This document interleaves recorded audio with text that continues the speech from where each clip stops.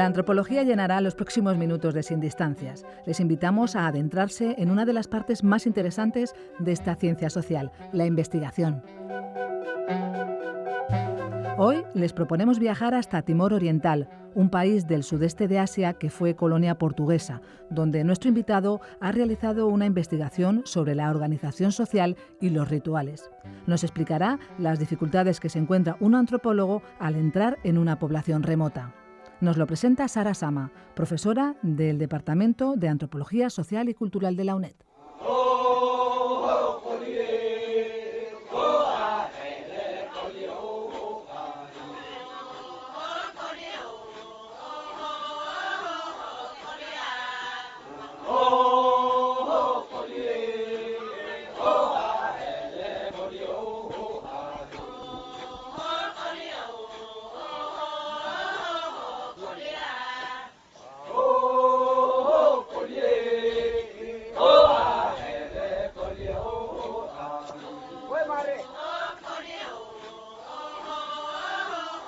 En esta ocasión tenemos un invitado desde Portugal. Él es antropólogo, Lúcio Sousa. Lúcio, ¿qué tal?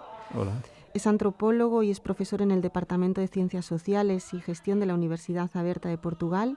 Él es doctor también en la Universidad Aberta y él hizo su tesis en Timor Oriental. Versa sobre el reparto ritual y la organización social entre los Gunak de la Makitu en Timor, como decía.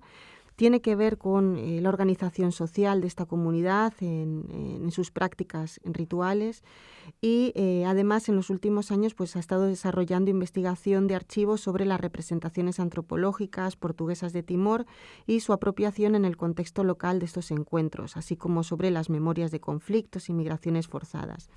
Hoy vamos a comenzar hablando con él sobre las dificultades etnográficas de un trabajo de campo en Timor Oriental.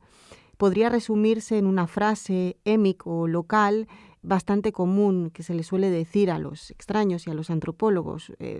Ustedes habéis venido para robar mis palabras. Vamos a comenzar preguntándote y que nos cuentes un poco algo que a los antropólogas nos interesa muchísimo. ¿Cómo entramos al campo? ¿Cómo entramos al campo sobre todo cuando es un lugar bastante complicado, aislado? ¿Cuál es el rol que utilizas para entrar en un lugar como una aldea, en este caso un poco remota, un poco aislada, y en busca además de conocimientos que tienen un carácter sagrado y por lo tanto también secreto y que precisamente por este carácter sagrado y vinculado a los rituales? Hola, muchas gracias. Estoy muy contento de estar aquí con vosotros. Pues no es fácil de entrar en una comunidad en Timor.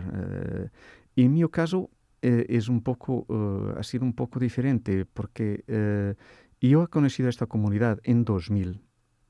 Cuando ha empezado a enseñar como profesor de portugués. Antes de ser antropólogo en Timor, yo he sido profesor, he ido allá con un contrato como profesor de portugués, de lengua portuguesa.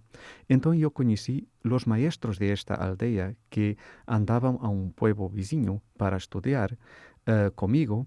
Yo los conocí y poco a poco... tú ibas a ser profesor de profesores. Sí, profesor de profesores. De secundaria. Sí.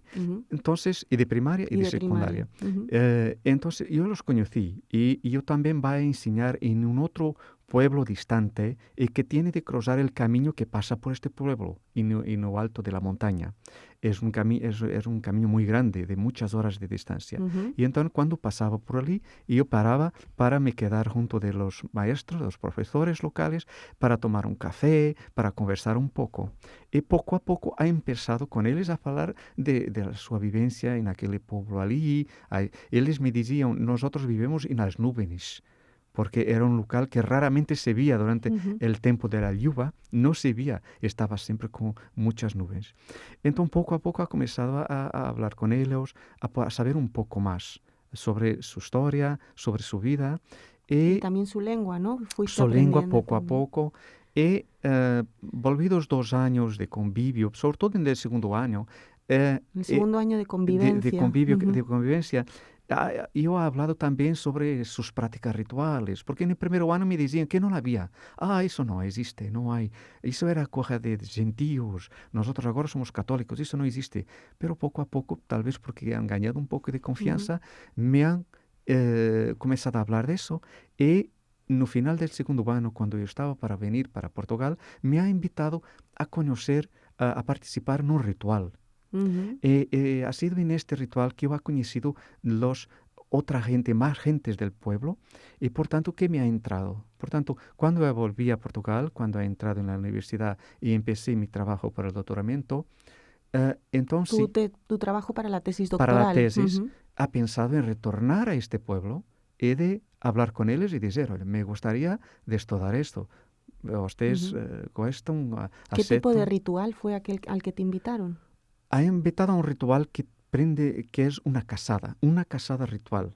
No sé cómo se dice, cerdos salvajes. Sí, cerdos salvajes. De mi español. Sí, una cacería ritual. Una cacería ritual de cerdos salvajes. De cerdos salvajes, que en la verdad es una casa también a las sementes, que se pueden cultivar. Eso tiene que ver con las leyendas locales.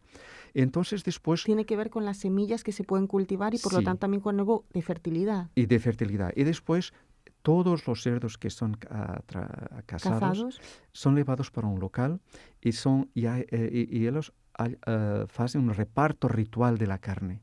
Porque en este pueblo hay 18 casas sagradas. Entonces la carne tiene que ser dividida por todas las casas. Todos tienen que tener un pedacito. Y conforme la casa, un pedazo, no era un pedazo cualquiera. Entonces, esto ha sido lo que yo he pasado con ellos una noche, un día, he observado todo eso y me ha quedado encantado con eso. Al final persisten rituales. Y así que yo, cuando volví en 2003, durante las ferias... Durante las vacaciones. Las vacaciones, ya dispuesto a hacer tu trabajo de campo para la tesis doctoral. Una parte mucho introductoria de comenzar a hablar con la gente. Y pronto, en 2003, 2004, durante mis vacaciones, yo voy ha visto, en 2004 ha participado, ellos me han autorizado a andar con un grupo 3 días en la floresta, para un local particular con ellos, acompañar las casadas y poder ver las cosas que ellos hacen en un local especial, que después vuelven al pueblo y se hace lo reparto final. Digamos que en tu segundo viaje a Timor, eres recibido de otra manera. Sí. Después, digamos que ha pasado 2 años, has estado 1 año en Portugal, vuelves después de 1 año, te recuerdan todavía con más familiaridad y tienes otra forma de entrar. Sí. ¿Puede decirse que ha variado tu rol de antropólogo? ¿Ya no eres el profesor? Sí. Claramente, porque ellos comienzan a comprender lo que yo estaba haciendo. Y cuando llego, toda la gente ya en el pueblo me conoce, me habla. No me tratan ya por señor profesor, me tratan por señor Lucio o Lucio y me comienzan a hablar conmigo como alguien que busca su historia, que procura saber ver los rituales.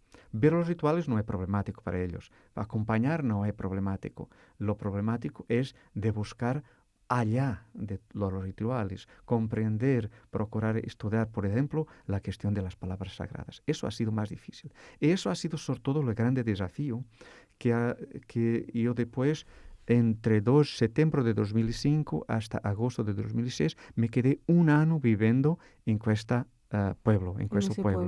Y aquí ha sido un desafío mucho mayor. Yo no era ya más, ellos me llamaban también, en el primer y segundo año, Le Artawa, que era un nombre indonesio para decir jornalista. Era una manera también de traducir lo que yo hacía, porque yo llevaba siempre una cámara para filmar, estaba siempre tomando notas, entonces decían que yo era también un jornalista. Un periodista. Como un periodista, disculpa.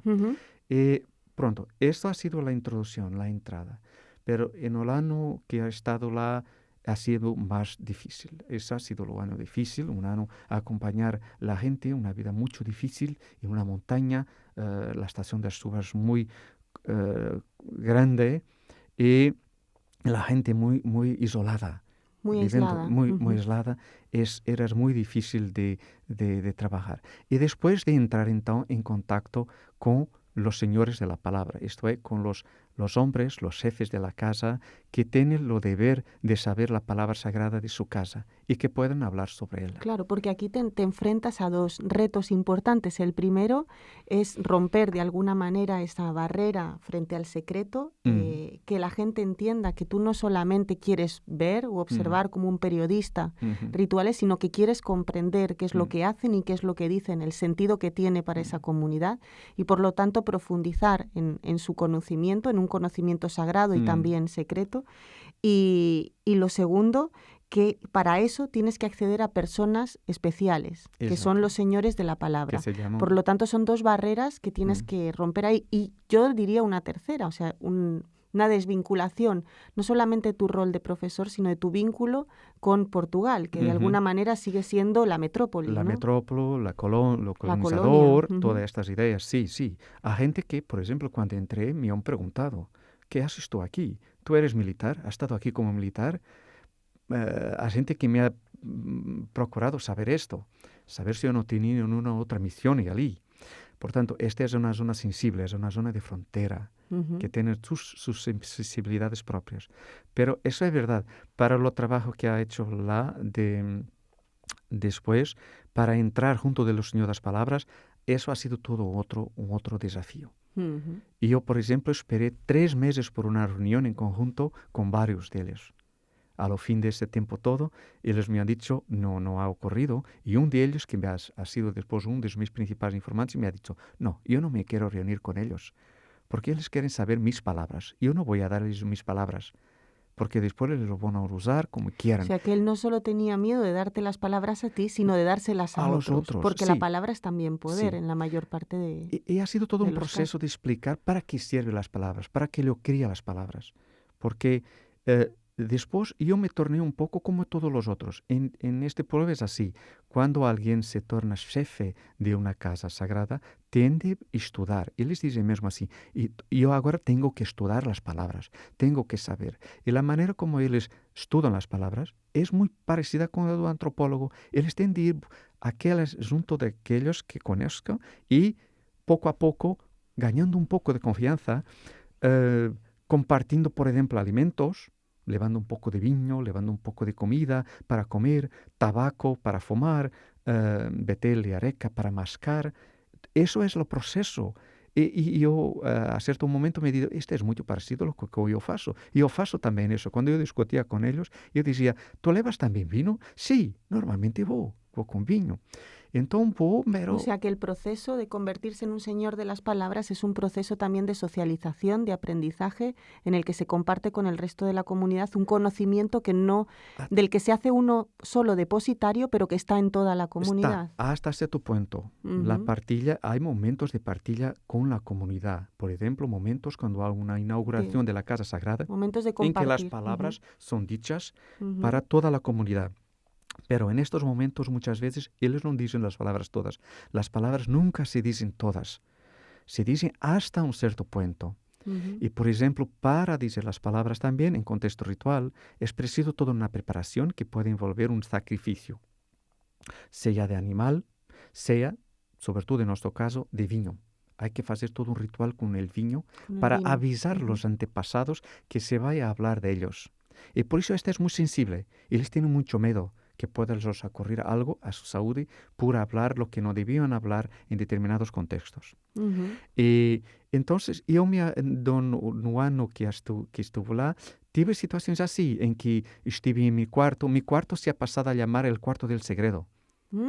Porque la gente que vaya a hablar conmigo van a hablar segredos. Entonces la gente sabía ya que este era realmente el gran desafío. Y mucha gente no viene a hablar, no todos me vienen a hablar conmigo. Y yo, cuando terminé, ellos han hecho una ceremonia.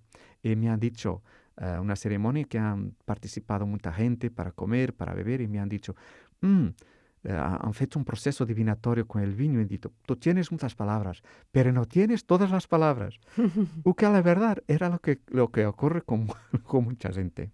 Por tanto, este es un proceso muy interesante En este proceso que estabas contando estaba pensando que hay dos cosas que son importantes. Una, y es que nos convertimos en depositarios de conocimientos, pero también de historias de vidas que no deben trascender más allá muchas veces de nosotros. O sea, como tú dices, nuestra habitación, nuestro cuaderno de notas o nuestra grabadora es un espacio también de muchas veces de secretos. Y en este sentido hay que ser muy, muy honestos y muy respetuosos en ocasiones sobre lo que guardamos y sobre lo que contamos, ¿no? Es una frontera borrosa y es una frontera delicada.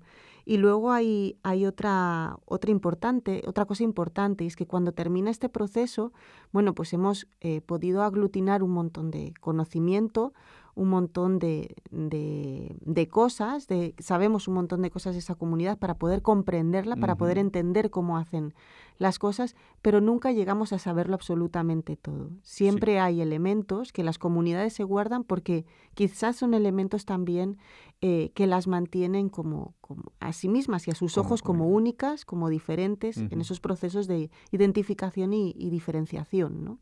Sí, hay cosas que yo nunca he escrito porque algunas ainda no ha llegado el tiempo, pienso, y otras me han pedido claramente para no decir. Hay ciertas cosas que me han dicho, por favor, esto te estoy diciendo a ti, pero no hables. Para nosotros académicos, tener estos elementos con fin solamente académico, para nosotros no nos faz mal de usáramos, de habláramos, pero nosotros esquecemos muchas veces que esto puede llegar ahora a estos lugares muy rápidamente. Cuando yo estuve lá para hacer una llamada telefónica, yo tenía que andar varios kilómetros hasta lo topo de la montaña para conseguir una rede, un bocadito de rede. Ahora no. Ahora en lo cuarto donde yo dormía, puedes hacer un telefonema directo. Ahora las cosas llegan muy rápidamente. Y para nosotros es solamente un estudio académico, pero para la gente es la vida. Sí, es su vida. Exacto. Y eso es mucho más complejo. Por tanto, yo tengo un respeto tremendo sobre eso y hay cosas que ainda nunca ha hablado, ha dicho. Pero cuando vuelto y cuando discuto, tengo pena de no tener más tiempo para me quedar y saber. Porque para los jóvenes que buscan la palabra ahora, los jóvenes jefes de casa, es muy interesante. Ellos comienzan a escribir, no es una cuestión solo de memorización, y comienzan a trabajar con la escrita. Me han pedido, por ejemplo, una de las cosas más interesantes que me han pedido como recuerdo, es un grabador para poder grabar también. Por tanto, hay aquí también una transferencia de muchas veces una partilla, como si fuésemos colegas, pero también un respeto grande para mantener la individualidad y salvaguardar su individualidad. Pues muchas gracias, Lucio, porque nos has contado un proceso en el cual alguien llega como una persona que va a robar las palabras y poco a poco en un proceso de socialización termina convirtiéndose en una especie de señor de las palabras, sí. Parecido al señor de las palabras local, aunque en distinta medida, que a su vez puede de alguna manera transmitir parte de ese conocimiento a nuevas generaciones locales y no locales. Así que gracias por compartir este proceso con nosotros, contárnoslo y bueno, nos veremos pronto con más cuestiones. Gracias.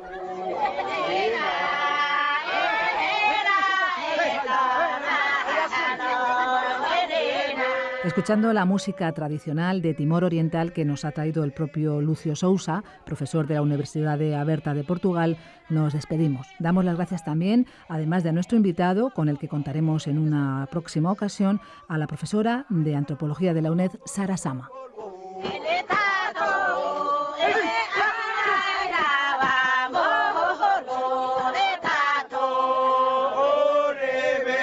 Sin distancias.